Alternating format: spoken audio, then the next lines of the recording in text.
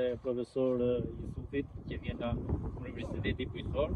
Këtu sot jemi në fshatin Ardënicë dhe qëllimi i këtij demonstrimi është kultivimi i pjeprit në tunelet të mbyllura me plasmas për të krijuar ndershmërinë. Kjo bëhet në kundër të platformës ABA, e cila është e krijuar në kujdesin e Fedinvestit, me qëllim që Fedinvesti mos jetë vetëm institucion financiar, por ka krijuar edhe këtë grup me ekspertë opinionistë që të jetë institucion këshillues për fermerët për të gjitha problemet dhe aspektet e prodhimit në bujqësi.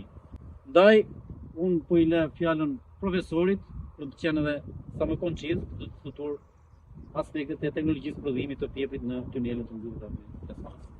Unë jam Jusuf Demirxhiu, ndihem mirë sot këtu, sepse jam i bisedur fuqishëm nga miqtë e mi, edhe kolegë njëkohësisht opinionistët, të cilët realisht i përshëndes me shumë respekt.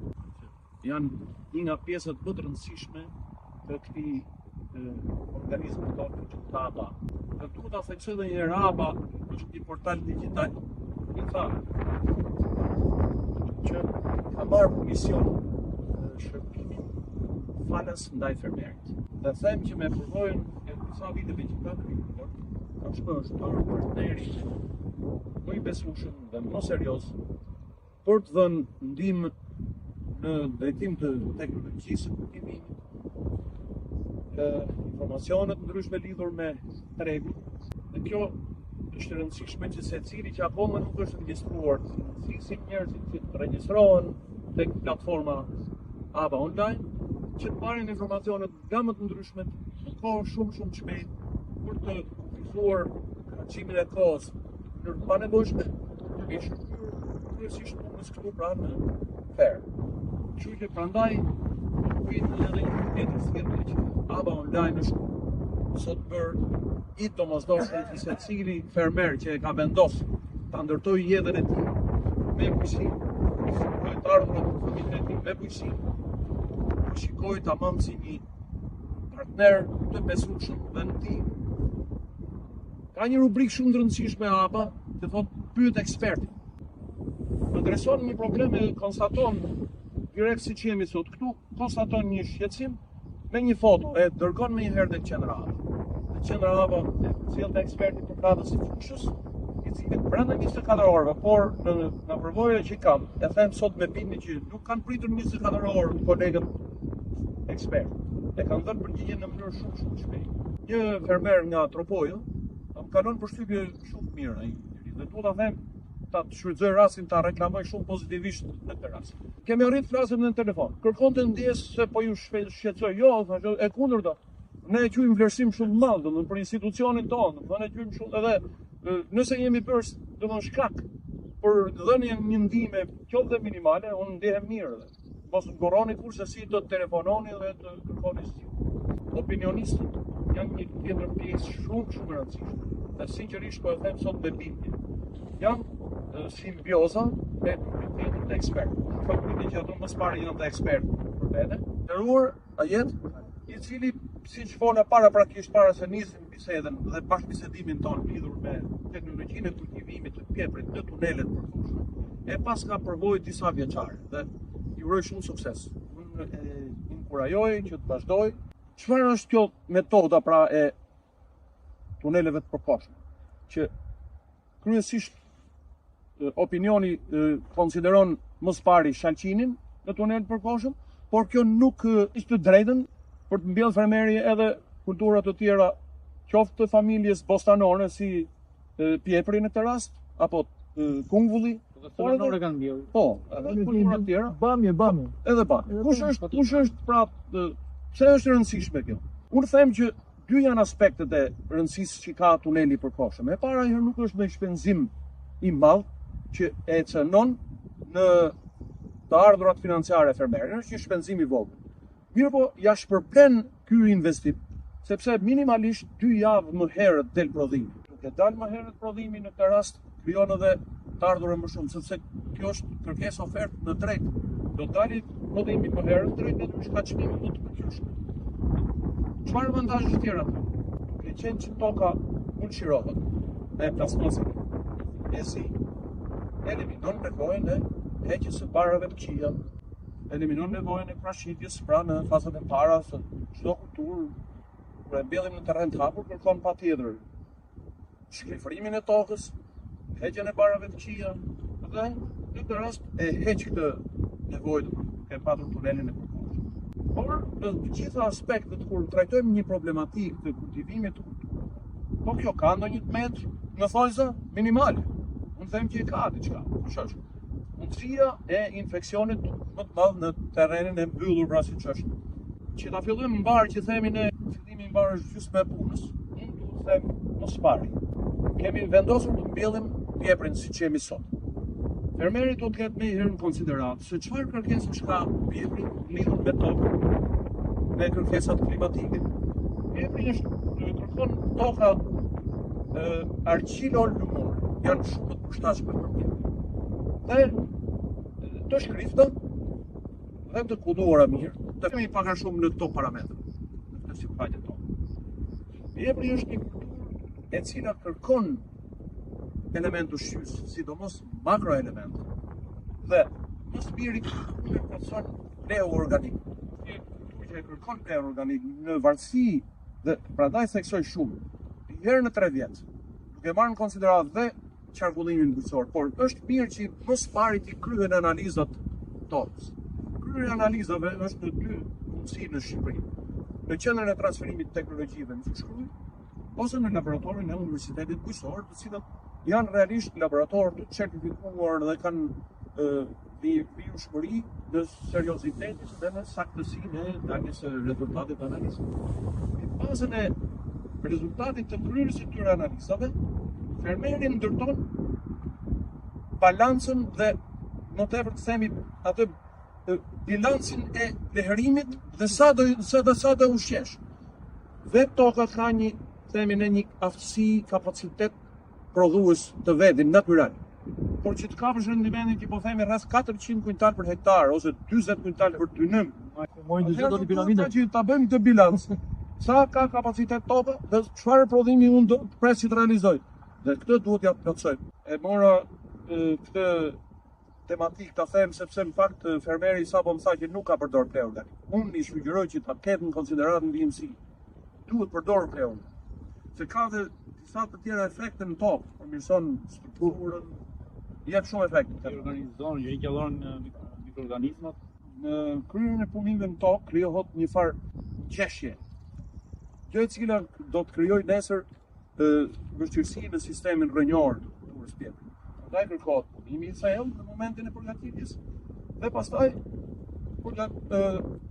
punimet para përgatitore, krijimi një terreni sa më dhe siç thash, i thellë, i përgatitur mirë dhe menjëherë pas kësaj vendosim të hapim oçaqet sipas distancave të mbjelljes për vjeprin. Oçaku është mirë që ta bëjmë aty përsirjen pa që thënë. Leut organik edhe të lerave kimike ku në leherimin bazë po i themi pra në oçak nuk përdorim leun azotik në 1/3 e sasisë dhe 2/3 do i hedhim gjatë shërbimeve në ushqimin plotësues në vegetacion.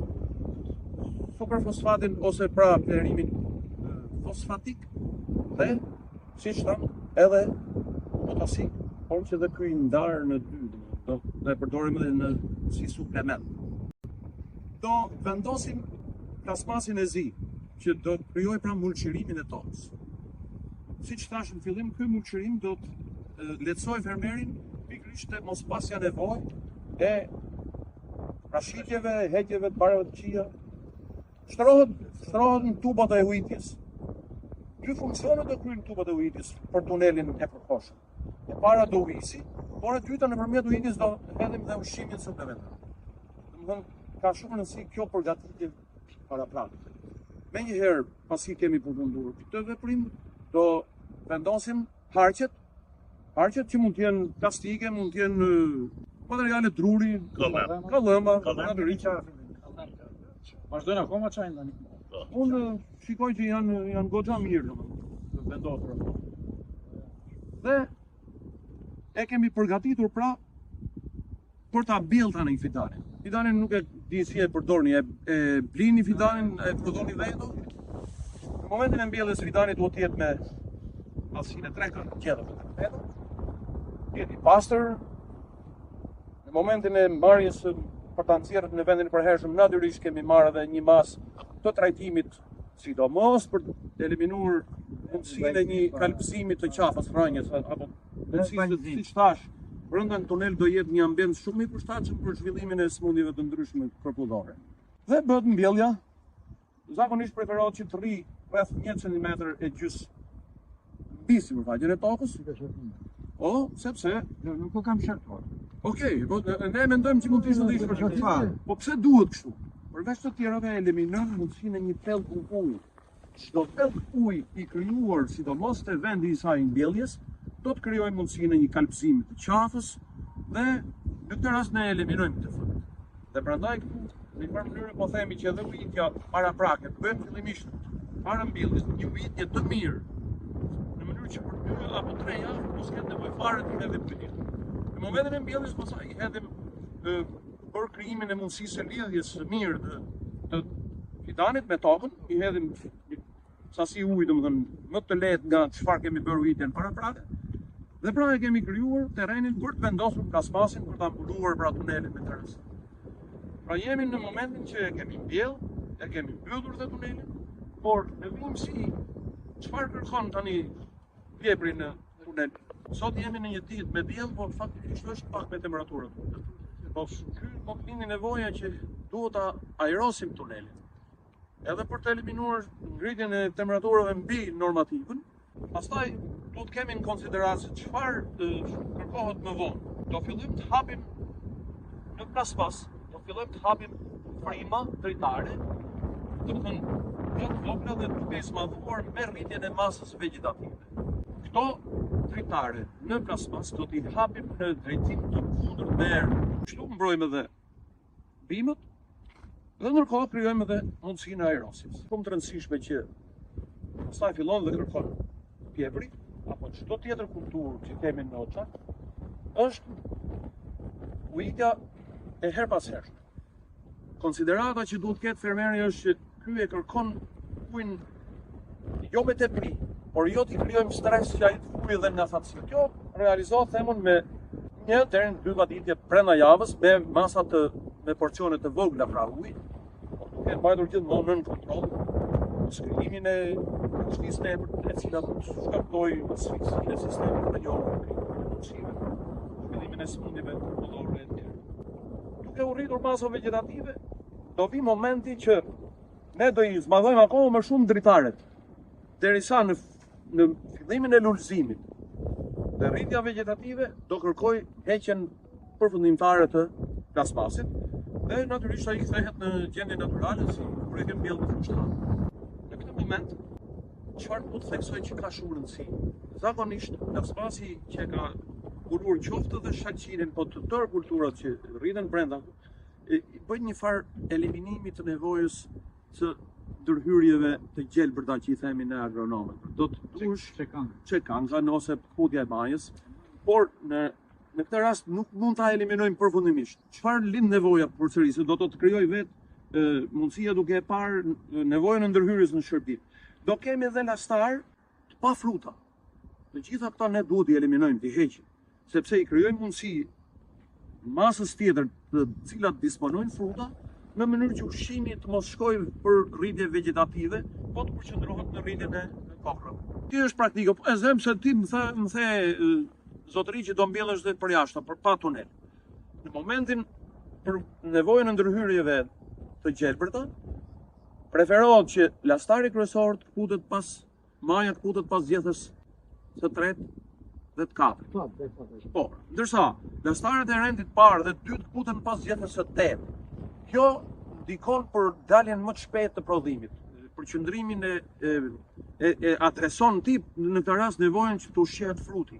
E ka shumë nevojë domethënë pjepri ndërhyrjen, që ne i themi ndërhyrjet e gjelbërta. Janë shumë të nevojshme. Po ti lësh një denduri të lastarëve të cilët s'kan as fruta, përveç të tjerëve, përveç që marrin ushqimin kot, por krijon dhe mundësinë e mosmungesës së aerosit dhe mund të shkaktojë probleme në të smundjeve të ndryshme. Është një operacion shumë i rëndësishëm Shumë i rëndësishëm. Tani ujitja, siç tham, do menaxhohet me shumë kujdes, që të mos i krijojmë strese pra në mënyrën e ujitjes. Tani që e kemi heq plasmasin, ujitjet më intensive dhe më kërkesat më të mëdha i ka në ulësim lidhjen e frutit. Dhe ndërpritjet përfundimisht ujitja 20-25 ditë para se fillon vjelja. Sepse çdo zgjatje e ujitjes zgjat edhe pjekjen e frutave dhe mos vjeljen në kohën e duhur. Këta janë ato çfarë unë pretendova të them, ndërkohë që do të them shkurt edhe pak në lidhje me kontrollin e smundjeve dhe dëmtuese.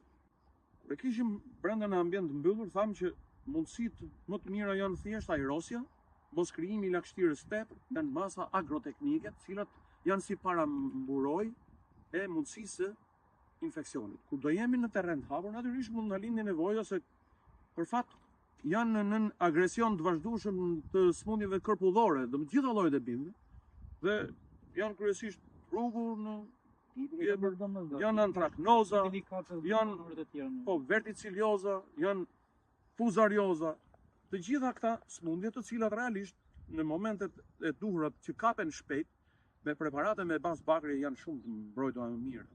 Ndërsa po të kemi edhe konstatimet e hirit, natyrisht te farmacia do kërkohen preparatet me bazë qufuri, ndërkohë që ka dëmtuesit po të përmendim afidet që mund të bëhen rrezik për natyrisht edhe meriton. Kolegu im Sotiraq e propozon këtë fakt, sepse çfarë problemi të jep ty, domethënë përparësi, nëse do mbjellësh fitan të shartur. Në shartesën e të rast, kulli ka sistem rrënjor shumë të fuqishëm, e duron më mirë thatësirën, edhe kërkon më shumë Bojmë kaq, do me kokër më të madhe. Frutat nesër të dalin më të mëdha. Temi unë të inkurajoj. Përveç të tjerave, pjepri ka një kërkesë gjithmonë në rritje për konsumin e përditshëm. Është dietik, është freskues shumë për periudhën e temperaturave të larta për njeriu. Ka vlera të jashtëzakonshme për personat që kanë probleme me zemrën, me enët e gjakut, me mbëlqinë.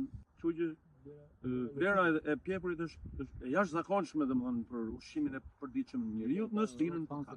Mendoj që kjo i shërben gjithë fermerëve të Shqipërisë dhe sinqerisht i them, sidomos zonës së ulësirës perëndimore që nga kushtet të jashtëzakonshme për mbjelljen e pjeprit, do duhet ta kenë në konsideratë, sepse përveç që është shumë i kërkuar rrit të ardhurët e veta fermerit duke mbjellë këtë kulturën e pjeprit. Është e dyta në rëndësi pas shalqinit.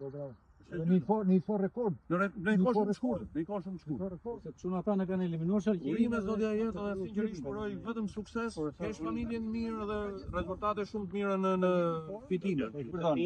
Me që s'ban krasitja se t'i bajnë 2-3 tunele. Ja bëj provë. Bëj provë se do të metesh shumë i kënaqur. Shumë arsye që dha profesori. Për masinë e zhvillimit të bimës, për dënsinë, se do ikin llastaret kot. Frutat do të lidhen më shpejt. Pra ti do dalësh në treg më shpejt se sa mos krahasisësh. Se tendenca është kur dën me lëshur lulen e dytë, të ikë lulja e parë, të dështon lulja e parë, ose ka metë e vogël. Pra nuk zhvillohet frut normal. Pra ti duhet ta provosh me 2-3 tunele. Kolegët tonë secili mund të sugjerojnë se si krahasinë, edhe ti ta bash provë. Sepse llastari i dytë, jo i parë. Në llastari do të thotë. Në parë ka kokë. Në gjendën e parë ka kokë. Prandaj duhet ta ushtrosh. Unë nuk desha ta ndërlikoj. Jo nga që s'ka bën krahasitje. Se kanë eksperiencë ndaj. Nuk ja thash mundësinë që mund lind nevoja dhe të rrallojmë frutat. Po unë nuk du ta ngarkoj kaq shumë sot në mikun tonë. Se e ditë nuk e bëj profesor. Po pra, Ke shumë të drejtë. Në natyra jepri lidh shumë fruta. lidh shumë. Por jo të gjithë nuk i rrit dot. Unë them kështu fermerët, por e morë 4-5 kokra i këtu. Po. Edhe vrit 4-5 kokra. Ti çosh në treg, je okay. Dhe do marrësh jo 60, por 70-80. Po. Në pat vetin e eliminon vetë, pjepri eliminon vetë kokrat e tepërta që Po, pra, si mban. Jo më, vetë bima është vetë rregullatore.